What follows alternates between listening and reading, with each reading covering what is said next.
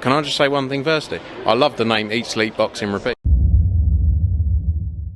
Welcome back to ESBR Boxing's YouTube channel. Delighted as always to be joined by Owen McKendry. We are here. We are in complain, in rant mode. We are here to talk about the amount of pay-per-views there have been in the sport so far this year, and the amount of pay-per-views that are to come, and whether there should be so many pay-per-views, whether they're overpriced, all that sort of thing. Something a bit different, Owen, we're doing today. We're usually doing final prediction videos, betting tips videos, but yeah, we're just kind of something a bit more subjective today. Um, I'll start with you with your thoughts on why have there why have there been so many pay-per-views this year? Why has that happened? Just to give people a brief rundown, I'm maybe missing up a couple here, so apologies. But so far this year, we're in September now. February 22nd card, Eubank Ben 1, Canelo versus Skull, Jake Paul versus Julio Chavez Jr., which might not have been for everyone, but we do have to count it. The New York card on July 12th, which was Hamza Shiraz versus Edgar Berlanga, was the main event. Usyk Dubois 2, Mario Barrios versus Manny Pacquiao, Moses Tama Dillian White, and then what hasn't come yet, Joseph Parker, Fabio Wardley, Eubank Ben versus 2, November 22nd card as well. In Riyadh, December 27th, there's this Japanese themed card in Riyadh as well. I don't think it's been confirmed where that's pay-per-view yet. But Owen, I've run out of fingers. So um, why so many this year? Is it because we've just been treated to a lot of kind of pay-per-view standard boxing this year? Is there another reason? Why, in your opinion, has this been such a pay-per-view every year for the sport? Money. The simple as that. Genuinely, I don't think you've named one pay-per-view worthy fight there. Well, I say fight, it's the cards that are the biggest issue for me. Eubank Ben, you could probably argue that the stature, the size of it, could probably make it a pay-per-view. It's just pure greed. It's so much greed. Um, my first generation of boxing, as I said in the chat, God bless Ricky Hatton's soul, but Ricky Hatton, that run up to Mayweather, Amir Khan, that's my first proper era of boxing. Floyd Mayweather was a pay-per-view star. Manny Pacquiao, a pay-per-view star. Names like that you expect in big fights on pay-per-views. William Skull in a pay-per-view fight. It is outrageous. Jake Paul, Chavez, like it, lump it, whatever. It's here to stay. But pay-per-view, it's outrageous. It's just pure greed for me. It's exploiting the casual fan. I think when people see it's pay-per-view, they might automatically, if they're not a hardcore boxing fan, they might automatically think, as I said, from the likes of the Mayweather days, this is a big fight, this is a big night, I need to tune into this, I need to purchase it. So for me, it's pure greed. I don't think there's too many pay-per-view stars in boxing at present. But even if there is,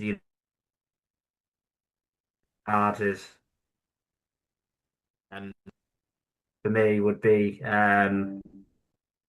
as I say, sorry, Mayweather Pacquiao's. If you're going to have a pay-per-view star, you've got to be able to sell a fight. You've got to be able to have that superstar status, and you've got to hold a name. But for me, it has to be a big undercard. Mm. There has to be eliminators. There has to be a world title fight. So, other than pure and utter greed and how to make as much money as possible, that's the only explanation I've got.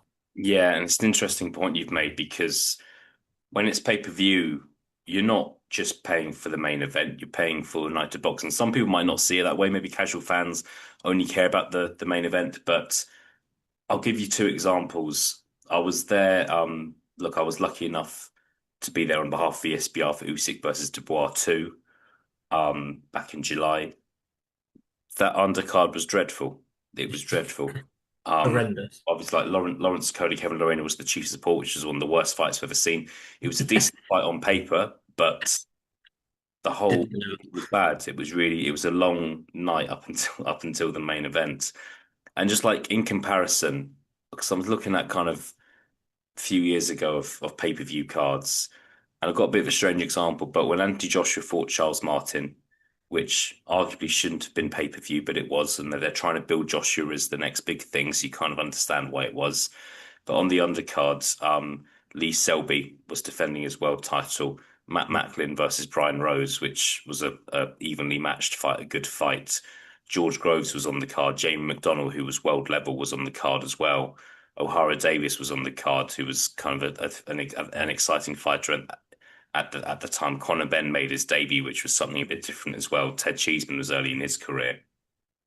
There's a stark difference between that undercard and the undercards we're seeing there. I'm not saying that was the best undercard ever, by the way. It's not. It's just something I've kind of plucked One out of of the last box rec. few good ones. Yeah, but it was watchable, I think is the word where some of these undercards aren't. We'll move on, Owen. I think one thing that's grabbed people's attention the last week or so is the announcement that Joseph Park versus Fabio Wardley, firstly, is pay-per-view, and secondly is £25. Um, I, in terms of the undercard for that card, I think Lewis Edmondson versus Ezra Taylor, which is a good fight. But yeah, 25 quid for a fight where there's no world title on the line. Um, and it's a strange one, and it's going to be hard to pay that amount. But give me your thoughts on it, please. I certainly won't be paying 25 quid to watch that. It's a good fight. It's Joseph Parker, pay-per-view fighter. If he's against an Usyk, and there's a big undercard, is Fabio Wardley a pay-per-view fighter? Absolutely not. A million miles away from it.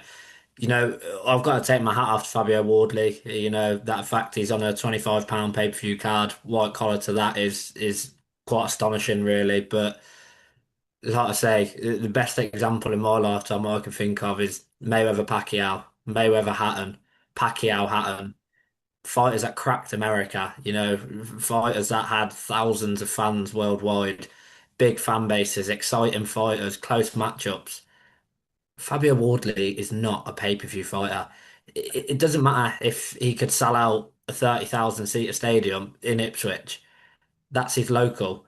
If you put Joseph Parker, Fabio Wardley up in Newcastle or Liverpool, is it going to sell out? Absolutely not. The undercard's going to be absolutely packed with local fighters who sell five, six, 700 tickets each. So the arena's a bit fuller. So it should just be great fight, great chance for Fabio Wardley. I like it. Sticky one for Joseph Parker. See where we're at. Pay-per-view. Oh, have a day off.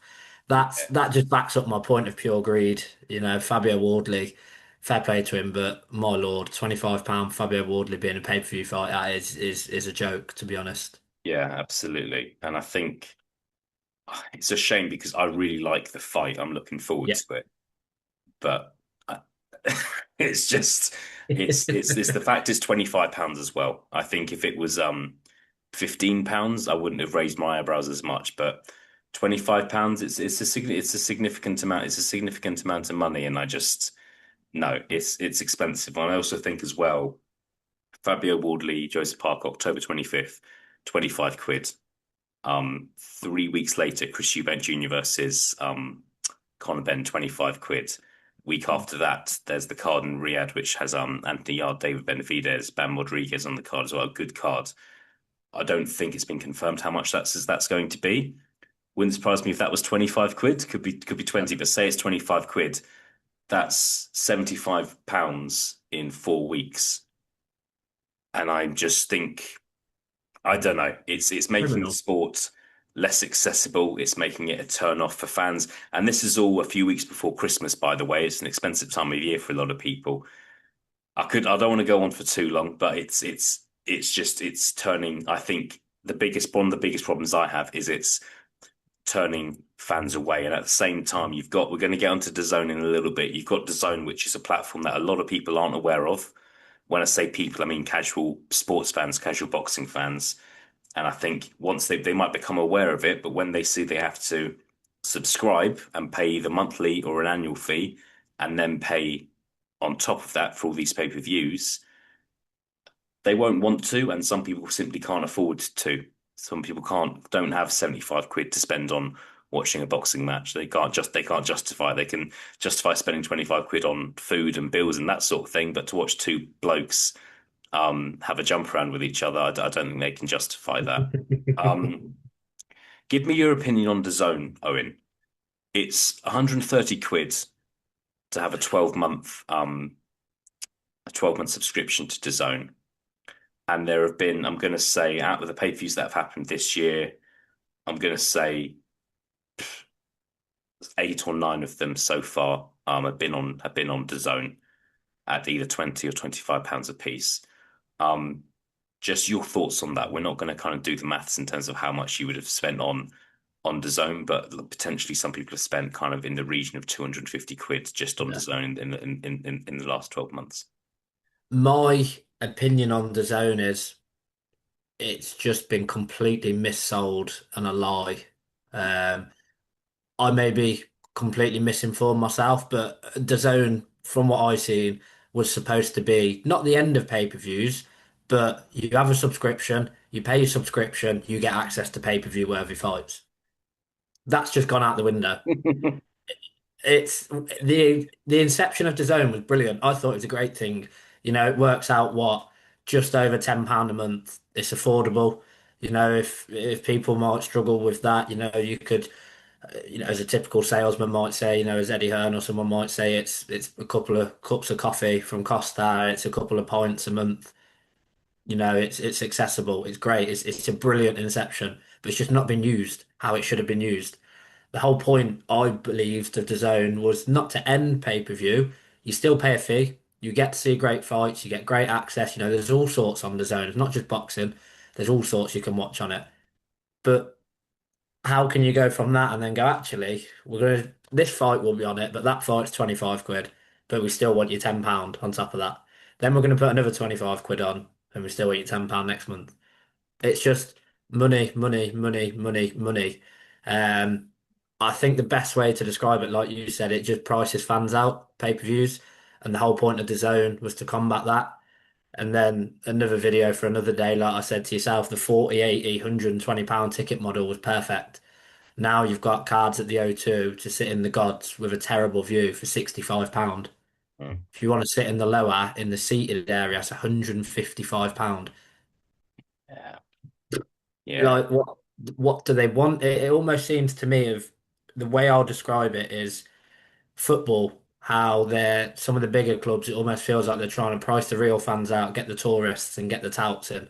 Mm. Boxing feels like it's going that way. They Mm. want the tourists, they don't want the hardcore fans, your likes of the Ricky Hatton example. He took 30,000 people to Vegas. That just won't happen anymore because No. people won't pay the cost. So I don't want to say you're losing the real fans, but there's elements of interest that putting the DAZN app out and then still charging pay-per-view prices is just going to drive people to illegal streaming sites Yeah. and watch it that way. So DAZN, great inception, horrendous use of it. Yeah. And I think, look, some people have Fire Sticks. Some people access illegal streaming sites, and I'll be honest, I don't blame them for doing it. Some people would do that regardless of how much it is because they don't want to pay anything. But there are some people who just think, look, I can't afford that, or I can't justify spending 25 quid on this pay-per-view, so I'm going to watch it.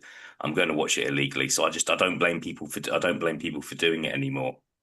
I just think a couple of things to add on to what you said, Owen. I think originally just boxing was supposed to be kind of like a working class, accessible Mhm. sport, which football used to be as well. And I think football's come away from that and priced people out. And as you said, it feels like boxing's doing that as well. And then when you look at standard UK shows now, we're not getting packed out arenas. You get the odd one here and there. Like I think Dave Allen Makhmadov has sold well, but I'm talking about sold out arenas in Manchester, in Birmingham, in London. They're not. They're not. I mean, you go to shows as press. So do I. So I feel like I can resonate with you here. Mhm. You go to these arenas now, and maybe 5, 6, 7 years ago they were full or nearly full, and now they're kind of half full. Why is that? I mean, is it down to ticket pricing? Is it down to like? I think it could be down to ticket pricing, but I think it could be down to the quality of the cards, and that's kind of my final point here. Really, is when you take away the pay-per-views that you're paying on top of your subscription to Zone, I don't think the cards are great, to be honest. I think if if Matchroom, if the Zone was like a terrestrial TV channel, I would kind of find it acceptable. But for X amount a month, I just don't think the cards have been great. There's been good fights here and there, but are the cards consistent? It has to be a no. And goes back to what you said. It's not necessarily the main event; it's the card. I think sometimes we get good main events in this country the last 12 to 18 months, but do we get good cards consistently? No, no, we don't. I think the amount of good cards we've had in the UK this year, you can count on one hand. Hmm. Um, we'll see. Yeah, I think it's good to kind of let off some steam with you, Owen, because I think there's a few points because I'm just passionate about British boxing not going down the drain, and it kind of feels Absolutely. like it's not looking good. Final point from me, Owen. At the same time, we had Canelo versus Crawford a couple of weeks ago, which is a pay-per-view fight, but wasn't pay-per-view. It was if you had Netflix, which a lot of people do in this country, it was it was free. If Jake Paul versus Mike Tyson's a bit of your thing as well, which a lot of people watched last year, that was free as well on top of Netflix. How what are your thoughts on that in terms of where might things go? Because it feels like on one hand you've got DAZN charging extortionate amounts of money to watch boxing, whereas it feels like Netflix, which a lot of people have before boxing was on Netflix, you can just get it. You can just kind of get it for free. What would just give me your thoughts, your insight there in terms of where things might go? Just another thing, like if like Netflix, that works because it's how the zone should have been. People already pay the subscription, Yeah. put the fights on there, and brilliant. You can rewatch it the day after. Brilliant.